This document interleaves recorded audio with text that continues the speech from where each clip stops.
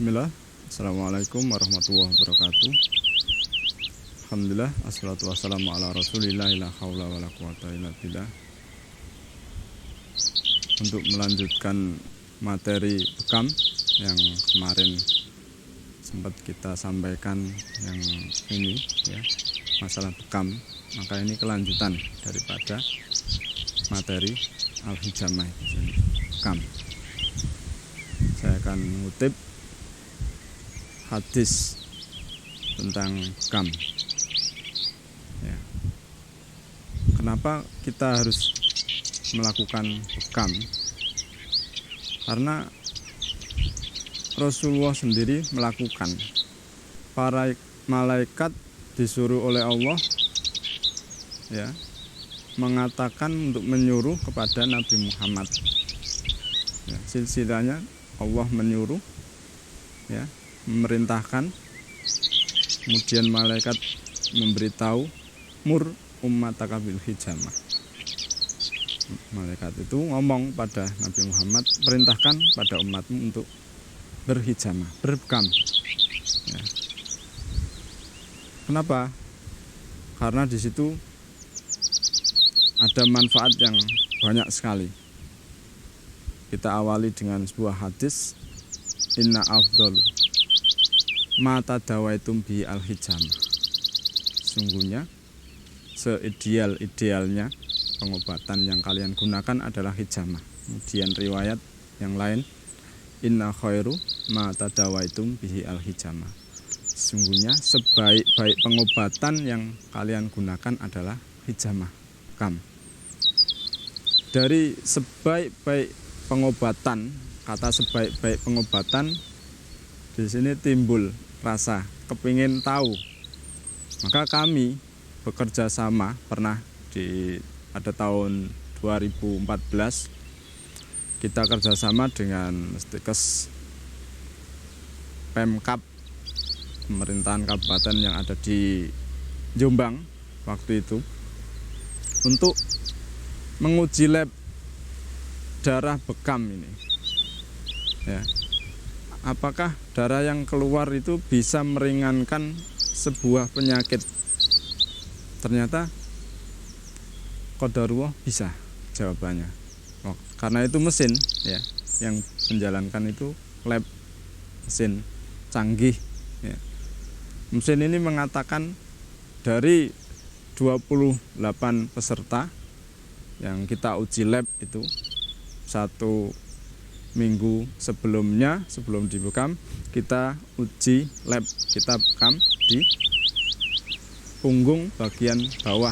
Ini semua pasien waktu itu nyeri. Yang dirasakan pasien waktu itu adalah nyeri punggung bagian bawah. Kemudian kita uji lab di situ. Karena tadi ada hadis kok sebaik-baik pengobatan, maka kita lab. Benar gitu, ternyata qadarullah benar. Uji lab ini 1 pekan kemudian kita kop lagi, keluar darah ya, darah beku itu, darah kotor, darah toksin, sel-sel mati ikut keluar. Di sini dari lab tadi ternyata qadarullah ya, lab ini menunjukkan ada ringan, rasa ringan dari yang tadi ada penyakitnya, nyeri itu turun menjadi ringan, yang berat jadi ringan. Ini mesin lab ya, laboratorium darah waktu itu. Maka dari sini seyogyanya kita untuk melakukan sunnah pengobatan bekam ini ya. Dari manfaat-manfaatnya kita bisa lihat di lab ini paling tidak bisa membuang darah kotor, toksin, racun yang ada dalam tubuh kita. Ini yang pertama. Kemarin sudah pernah kita jelaskan, toksin itu letaknya di mana? Di permukaan kulit, di bawah kulit, lapisan kulit paling atas, paling luar, kulit epidermis namanya. Itu toksin, membuang toksin.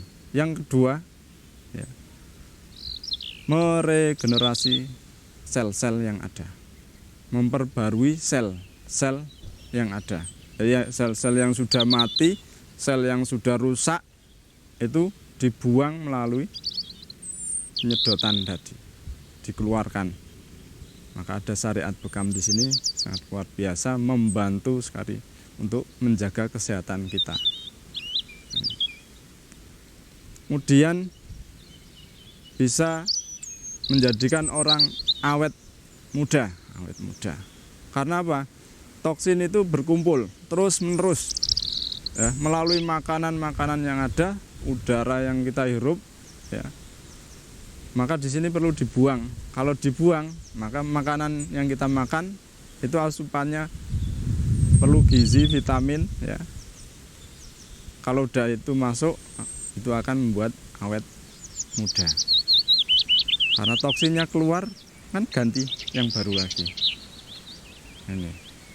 Ini jadi sekian banyak manfaat dari uji lab itu, sangat banyak sekali, hingga ratusan ya. Kalau kita baca semua itu, asam urat, kolesterol, darah tinggi, diabetes itu turun semua, rata-rata turun ya dari uji lab darah bekam itu. Kemudian ada hadis yang menganjurkan kita untuk terapi bekam. Kapan itu waktunya? Pertengahan bulan Komariah, setiap bulan sekali rajin-rajinlah untuk berhijamah, untuk berbekam, membuang toksin, membuang darah racun tadi. Kapan? Rasulullah menyampaikan, mengabarkan kepada kita pada tanggal 17, 19 ya, dan ke-21. Manih tajama sab'ata as ya, barang siapa yang berbekam pada tanggal ke-17 tis'a ta'as ya, kemudian 19 wa ikhda wa ishrin tanggal ke-21, kana syifaan min kulli da'in, akan menyembuhkan segala macam penyakit. Nah, ini hadis sahih, hasan sahih. Nah, dari sini kita termotivasi, ternyata bisa menyembuhkan penyakit dari manfaat berhijamah, berbekam. Maka ini seharusnya kita sebagai seorang muslim, ada wahyu yang turun, kita kerjakan, ada contohnya dari Rasulullah, kita berusaha untuk melaksanakan sunnah ini. Setiap bulan sekali kita buang darah kotor kita yang meracuni tubuh kita. Nah, itu yang bisa kami sampaikan. Mudah-mudahan kelanjutan daripada materi bekam kemarin ini bermanfaat ya. Saya akhiri, alhamdulillahirabbil alamin. Assalamualaikum warahmatullahi wabarakatuh.